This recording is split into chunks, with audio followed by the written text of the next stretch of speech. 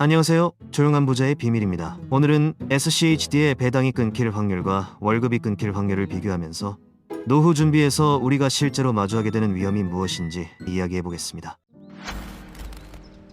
요즘 슈드를 바라보는 시선이 예전만큼 좋지는 않습니다. 주가가 오르지 않았다는 이유로 실망했다는 이야기도 많고 앞으로도 배당이 계속 나올 수 있겠느냐는 의문도 자주 나옵니다. 이런 질문은 아주 자연스럽습니다. 노후 자산은 무엇보다 오래 살아남아야 하기 때문입니다. 그런데 이 질문을 그대로 두기보다는 조금 다른 방향으로 한 번만 바꿔서 생각해 보겠습니다. 슈드의 배당이 끊길 가능성과 우리가 평생 받는다고 믿고 있는 월급이 끊길 가능성, 과연 어느 쪽이 더 현실적일까요? 우리는 월급을 굉장히 안정적인 수입이라고 느낍니다. 매달 같은 날 통장에 돈이 들어오고 그 흐름이 오랫동안 반복되다 보니 이 수입이 앞으로도 계속될 것처럼 착각하게 됩니다. 하지만 냉정하게 보면 월급은 생각보다 아주 취약한 구조입니다. 월급은 오직 한 사람의 노동과 하나의 회사에 전적으로 의존하는 수입입니다. 회사의 실적이 나빠지거나 조직이 바뀌거나 산업 환경이 변하거나 혹은 개인의 건강이 흔들리기만 해도 월급은 즉시 멈출 수 있습니다. 현실적인 예를 하나 볼까요? 오랫동안 문제없이 회사를 다니던 사람이 어느 날 갑작스럽게 조직 개편 대상이 됩니다. 능력이 부족해서도 아니고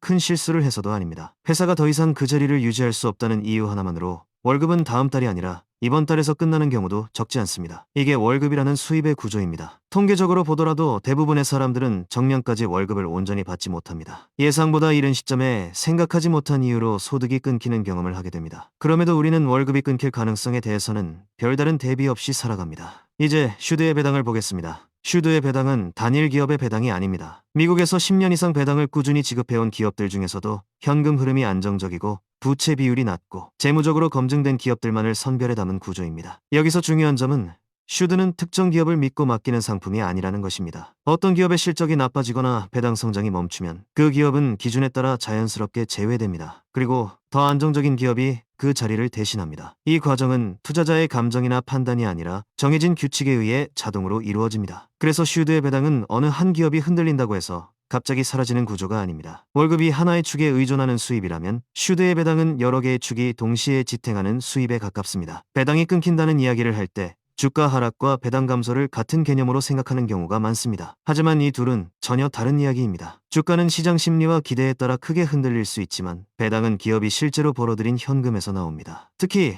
배당을 오랫동안 유지해온 기업들은 배당을 줄이기 전에 여러 방어 단계를 거칩니다. 비용을 줄이고 투자를 늦추고 자사주 매입을 중단하면서까지 배당 기록을 지키려는 경향이 강합니다. 배당을 줄이는 순간 그동안 쌓아온 신뢰와 정체성이 훼손되기 때문입니다. 물론 배당이 절대 줄지 않는다고 말할 수는 없습니다. 경기 침체나 특별한 위기 상황에서는 배당 성장률이 둔화되거나 일시적으로 조정될 가능성도 있습니다. 하지만 중요한 것은 완전히 끊길 확률과 구조적으로 유지될 가능성 중 어느 쪽이 더 높은가입니다. 다시 질문으로 돌아가 보겠습니다. 월급은 개인의 인생 변수에 모두 노출되어 있습니다. 나이, 건강, 회사, 산업, 경기. 이 중 하나만 흔들려도 바로 영향을 받습니다. 반면 슈드의 배당은 미국 경제 전반의 생산성과 수많은 기업의 현금 흐름, 그리고 주주 환원 구조 위에 올라가 있습니다. 노후 준비에서 가장 위험한 순간은 자산의 숫자가 줄어드는 시점이 아닙니다. 이번 달 생활비를 어디서 꺼내야 할지 계산해야 하는 순간입니다. 이 계산이 시작되면 노후의 불안은 현실이 됩니다. 월급은 은퇴와 함께 멈추지만 배당 기반 현금 흐름은 은퇴 이후에